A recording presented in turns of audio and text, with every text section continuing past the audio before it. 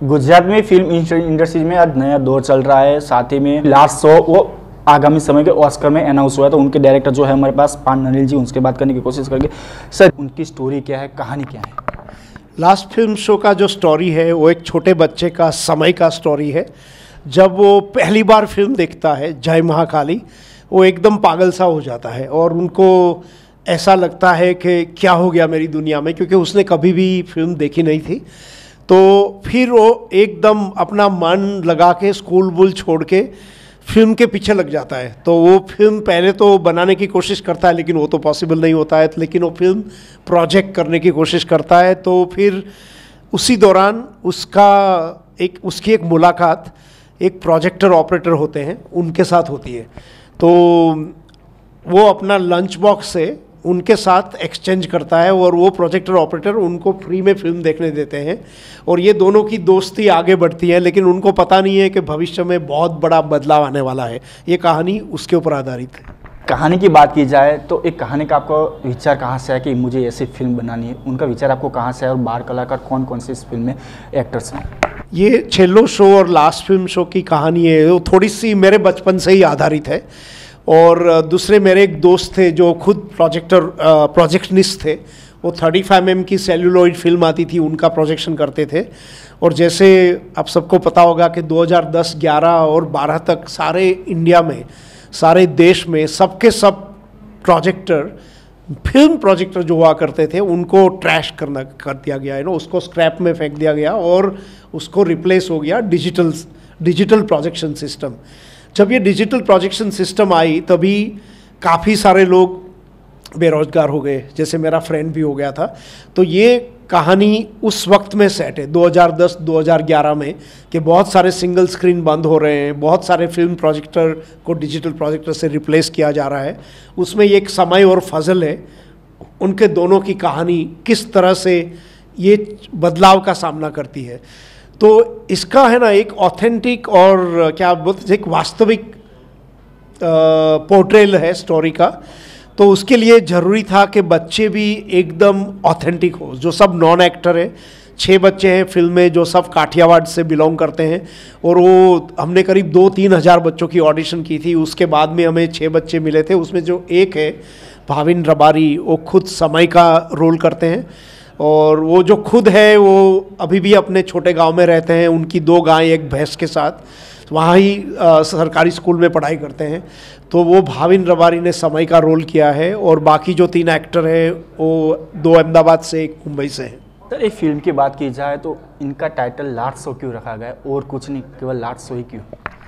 ये फिल्म का title last film show है, वो इसीलिए कि जब फिल्म की पट्टी चलती थी ना, तो ये एक कहानी उसी दौरान सेट की गई है कि जब लास्ट फिल्म की पट्टी का शो था तो उसमें एक मतलब ये निकलता है। दूसरा ये भी है कि ये समय और फजल की जो दोस्ती है, उनके जीवन का भी कुछ ऐसा ही लास्ट फिल्म शो है, जो कि बहुत सारे सिंगल स्क्रीन बंद हो रहे हैं और डिजिटल सिनेमा आ रहा है। तो समय का भी एक लास्ट फिल्म शो है, जो गुजराती में छेल्लो शो बोलते हैं, हिंदी में आखिरी शो। तो वो आखिरी शो देख के ही अपने सपनों के पीछे लग जाता है, अपने सपनों को साकार करने के लिए अपना गांव छोड़ देता है। तो इसीलिए ये फिल्म का नाम छेल्लो शो यानी कि लास्ट फिल्म शो रखा गया। सर, ये फिल्म जो है ऑस्कर में अनाउंसमेंट हुई है। इस फिल्म की बात की जाए तो गुजरात के अलावा कौन कौन सी लैंग्वेज इंडिया में या फिर अदर कंट्री में रिलीज होगी? तो छेल्लो शो जो लास्ट फिल्म शो है वो अब तक स्पेन में सिनेमा घर में रिलीज़ हो चुकी है। 12 हफ्ते से वहाँ चल रही है। वो स्पेनिश भाषा में डब किया गया है, जर्मनी में भी डब किया गया है, सबटाइटल के साथ भी रिलीज़ की गई है, इजराइल में भी, हिब्रू में। और अभी जो फ्यूचर में है वो अमेरिका में रिलीज़ की जाएगी, जापान में रिलीज़ की जाएगी, इटली में रिलीज़ की जाएगी। तो काफ़ी सारे देश धीरे धीरे जुड़ रहे हैं और वहाँ सबटाइटल और डबिंग दोनों के साथ रिलीज़ हो रही है। और अपना यहाँ भारत का बात करें तो अभी तक गुजराती में रिलीज़ हुई है आज, और हिंदी का डबिंग चल रहा है, हिंदी का वर्जन भी रिलीज़ होगा। और अगर इंटरेस्ट रहा तो शायद तमिल, कुछ साउथ की लैंग्वेज में भी डबिंग हो सकती है। सर, इस फिल्म की बात की जाए तो जो बड़े कलाकार सब छोटे बच्चे हैं, तो उनके साथ आपको काम करना, क्योंकि जो बच्चे वो पूरे गांव से आ रहे हैं, उनको कोई एक्टिंग का अनुभव नहीं है, तो उनके साथ आपको एक्टिंग करवाना, उनके पास से जो डायलॉग्स है वो डायलॉग नहीं करना, वो कितना आपके लिए कठिन रहा? अगर छोटे बच्चे हैं, नॉन एक्टर है और छोटे छोटे गांव से आ रहे हैं तो एक बहुत बड़ी चैलेंज रहती है, लेकिन उसकी एक स्पेशल टेक्निक होती है। उसके लिए हमें काफ़ी समय चाहिए। तो हमारे पास 3-4 महीने का समय था कि उस बच्चे को किस तरह से वर्कशॉप किया जाए, रिट्रीट किया जाए। रिट्रीट में उनको रखा था और उन्होंने बहुत मेहनत की। सबसे पहले तो ये बच्चे हमने सिलेक्ट किए थे क्योंकि उनके पास में एक ऑलरेडी नेचुरल बॉर्न टैलेंट था। तो सब टैलेंटेड थे। तो एक तो हमारा जो प्रॉब्लम था वो वहाँ सॉल्व हो गया था। अभी बच्चे को सिर्फ यही सिखाना है कि कैमरा का सामने कैसे एक्टिंग करना, जब 3 कैमरा लगे हो, 100 आदमी खड़े हो, ऊपर बूम हो। तो ये सब करीब 6 हफ्ते के वर्कशॉप के दरमियान बच्चे को अपना पात्र को किस तरह से तैयार करना और डायलॉग का डिलीवरी कैसे करना, इम्प्रोवाइजेशन जो बोलते हैं, उनको थोड़ी फ्रीडम भी दी गई थी कि वो लाइन लेके अपने आप मॉडिफाई भी कर सकते हैं, जो कि नहीं तो ऐसा लगेगा उन लोगों ने रट ली है लाइन और अच्छी नहीं लगेगी। तो हम उनको थोड़ा फ्रीडम भी दे रहे थे। तो उनका जो बॉडी लैंग्वेज है वो भी ऐसा ही रखना था जैसे गाँव में होता है। तो काफ़ी अलग अलग लेवल के साथ उनके साथ काम किया गया था और उनको प्रिपेयर किया गया था कि जब शूटिंग शुरू हो कि उनका परफॉर्मेंस एकदम नेचुरल रहे कैमरा के सामने। इस फिल्म की बात की जाए तो शूटिंग कहाँ पे हुई, कितने दिन ये पूरे शूटिंग के लगे और कहाँ का, गुजरात में या फिर इंडिया में कोई अदर सिटी में हुई है शूटिंग? छेल्लो शो और लास्ट फिल्म की शूटिंग ज़्यादा से ज़्यादा पूरा का पूरा काठियावाड़ में हुआ है और मेनली जो गांव है जहां मैं ही खुद बड़ा हुआ था तो वो है अमरेली डिस्ट्रिक्ट, लाठी, चलाला, धारी, सासनगीर के जो बॉर्डर पड़ती है वहाँ पे, बगसरा, ऐसे ऐसे गांवों में जो नेचुरल ब्यूटी है काठियावाड़ की, वहाँ पे ये फिल्म का शूट किया गया था और इसका एक क्लाइमैक्स है उसको राजकोट में पिक्चराइज किया गया था। सर, इस फिल्म का एक बाल कलाकार राहुल कोहली का जो फिल्म की शूटिंग होने के बाद ही तुरंत ही उसका निधन हो गया है, उसकी एक्टिंग कैसी थी, वो कैसा एक एक्टर था? क्योंकि पहली बार कोई फिल्म में वो अपनी एक्टिंग कर रहा था। जो राहुल कोहली है जो एक रोल कर रहे हैं, जो मेन एक्टर है समय, उनके मित्र का जिसका नाम मनु है फिल्म के अंदर, तो राहुल ने बहुत अच्छी एक्टिंग की थी और बहुत अच्छा काम भी कर रहे थे। और जब वो शूटिंग में आए तभी उनको इंटरेस्ट भी था कि वो फिल्म में लाइटमैन बन जाए। तो हमने बोला था आप बहुत अभी छोटे हो, आप जब बड़े हो जाओगे तो हम पक्के आपको मुंबई ले जाके आप लाइटमैन का सिखाएंगे। और उसके पिताजी भी बोलते थे कि इनको इसमें बहुत इंटरेस्ट है। हमने बोला कोई बात नहीं, अभी इतने छोटे बच्चे को हम नहीं ले जा सकते क्योंकि अभी आप स्कूल में पढ़ने दीजिए और फिर बाद में उसको अगर लाइटमैन बनना है। उनकी दोस्ती सब लाइटमैन से बहुत हो गई थी और उनको काम भी बहुत अच्छा लगता था जब लाइट लगाना एक्टर के ऊपर।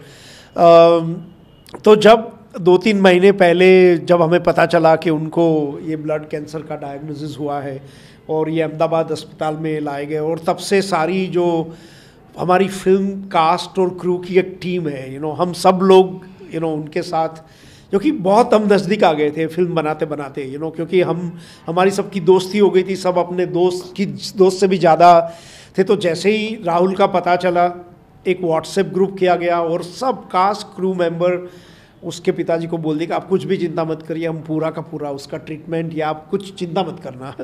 तो हमने बहुत 2-3 महीने से कोशिश की और हम कॉन्स्टेंटली डॉक्टर के टच में थे। लेकिन ये एक ऐसी बीमारी है जिसमें हमारे हाथ में इतना भी पावर नहीं था कि हम कुछ कर सके। तो अभी आज उनका जो 13वां बोलते हैं गुजराती में, आज 14 जो फिल्म रिलीज़ हो रही है और उनका 13वां है, तो हम उनको बहुत मिस कर रहे हैं।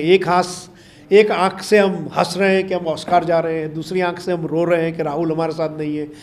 तो अभी हम सब लोगों ने डिसाइड किया है कि जैसे ही आज उनका सेरेमनी होगा, हम कल राजकोट जा रहे हैं और वहाँ उनको श्रद्धांजलि देंगे और राहुल के पिताजी, फैमिली सबको इकट्ठा करेंगे और राहुल की हम याद जीवित रखेंगे। और फैमिली भी अभी थोड़ी सी खुश है, उनको लगता है कि चलो राहुल ये फिल्म में काम करके अपना नाम तो छोड़ गया।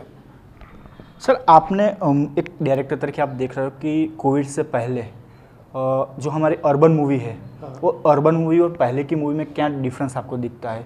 क्योंकि अभी जो बहुत अर्बन मूवी आ रही है तो उनमें से बहुत ज़्यादा क्रेज़ है, युवाओं में देखने का क्रेज़ है, तो उनमें आपको क्या डिफरेंस क्या दिखता है उस स्टोरी में? अभी देखो, पैंडमिक है ना, एक बहुत ही बड़ी चीज़ थी और सारी दुनिया ने ऐसा कभी देखा नहीं था। तो पैंडमिक के 1-1.5-2 साल के दरमियान सबकी जो हैबिट होती है स्टोरी बताने की और स्टोरी कंज्यूम करने की चेंज हो गई। बहुत तरीके से, क्योंकि एक तो हम सिनेमा घर में जाते नहीं थे, हम बहुत सारी चीज़ इंटरनेट पे देखने लगे, स्मार्टफोन में देखने लगे, तो और बहुत ज़्यादा कंटेंट हम कंज्यूम करने लगे क्योंकि सबके पास बहुत सारा वक्त भी था। तो एक जब ये पैंडमिक अभी ख़त्म तो नहीं हुआ है, लेकिन जैसे हम समझ लो उनका एंड आ रहा है, तो सबकी एक हैबिट बदल गई है। अभी ऑडियंस जो है, मैं तो पहले से ही मानता था कि ऑडियंस हमेशा फिल्म मेकर से स्मार्ट होती है, हमें कभी उनको नीचा नहीं समझना चाहिए।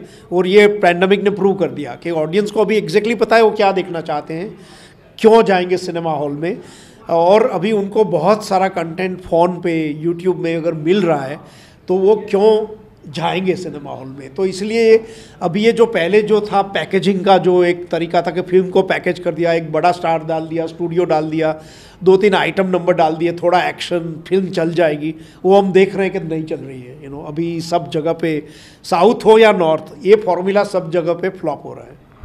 एक बात की जाए कि कोविड के बाद जो पूरे जो थिएटर थे वो बंद थे, उसके साथ ही OTT प्लेटफॉर्म आया था, तो क्या ये कह सकते हैं कि जो युवा टैलेंट था उनको दिखाने के लिए, क्योंकि थिएटर में लिमिटेड संख्या थी, लेकिन OTT प्लेटफॉर्म आने से उनका टैलेंट भी बाहर आ रहा है आजकल। आई थिंक स्ट्रीमिंग प्लेटफॉर्म जो OTT बोलते हैं वो बहुत अच्छी बात है, क्योंकि हमें एक दूसरे माध्यम से भी काफ़ी नए नए डायरेक्टर, एक्टर, स्टोरी राइटर सबको मौका मिल रहा है। और सिर्फ हिंदी में नहीं, सारे जगह पे स्ट्रीमिंग प्लेटफॉर्म आ रहे हैं, सारे इंडिया में, तमिल, तेलुगु, मलयालम, बंगाली, गुजराती भी। तो ये मुझे लगता है अच्छी बात है, क्योंकि सबको अपना काम दिखाने का मौका मिल रहा है। दूसरा ये भी है कि जब इतने सारे प्लेटफॉर्म है तो एक ओवर द टॉप कंटेंट भी हो जाता है, क्योंकि ज़रूरत से ज़्यादा कंटेंट भी आ रहा है। फिर लोगों को टाइम नहीं है इतना वक्त देखने के लिए, तो अभी कैसे चूज़ करें उनका भी कन्फ्यूजन है। लेकिन as far as talent is concern, ये तो मैं समझता हूँ कि बहुत अच्छी बात है कि सबको चांस मिलना चाहिए। लास्ट क्वेश्चन, आपकी film the last film show Oscar में अनाउंस हो रही है, आप एक डायरेक्टर तरीके कैसे देखते हो? मैंने जब चेल्लो शो, लास्ट फिल्म शो, मेरी सब फिल्म की तरह जब बनाया था, तो मैं यही चाहता था कि ज़्यादा से ज़्यादा ये ऑडियंस के पास पहुँचे। हर एक फिल्म मेकर का यही ख्वाहिश होता है, यही इनर मोस्ट डिज़ायर होता है। तो अभी ये ऑस्कार नॉमिनेशन हो गया तो ऐसा लग रहा है कि अभी बहुत सारे लोग और क्यूरियोसिटी दिखा रहे हैं कि ये फिल्म है क्या, क्यों जा रही है। और जो भी लोग देख रहे हैं, जितने भी लोग देखते जा रहे हैं, वो बहुत खुश होकर बाहर आ रहे हैं। आप अगर कुछ भी रिव्यू देखेंगे कि, और बहुत जो फिल्म फेडरेशन ऑफ इंडिया का डिसीजन है उनके साथ धीरे धीरे जुड़ गए हैं। बहुत सारे, मुझे अभी आपसे बात करने से पहले ही मेरे जो दोस्त थे मुझे ट्वीट दिखा रहे थे सारे दुनिया भर के, कि पहली बार ऐसा लग रहा है कि फिल्म फेडरेशन ऑफ इंडिया ने सही डिसीजन लिया है, बहुत अच्छी फिल्म है। हम काफ़ी सारे ऐसे मैसेज सोशल मीडिया में पढ़ रहे हैं, तो मुझे तो यही लग रहा है कि अच्छा है, हमें अभी खूब मेहनत करना है। ये तो सिर्फ नॉमिनेशन हुआ है, हमारा काम तो अभी शुरू होता है, अमेरिका जाके एकेडमी मेंबर को पिक्चर दिखाना। धन्यवाद सर जी। तो ये थे फिल्म डायरेक्टर नवीन पाल जी, जो कह रहे थे कि हमारे जो ये लास्ट फिल्म शो है गुजरात में नहीं, लेकिन विश्व के अन्य जो कंट्री है वहाँ पे भी रिलीज़ होगी, और आने वाले समय में हमारा टारगेट है कि इससे भी अच्छी मूवी बनाकर दर्शकों का मनोरंजन पूरा करना। कैमरामैन मुकेश डोडिया के साथ राहुल त्रिवेदी, ET भारत, अहमदाबाद।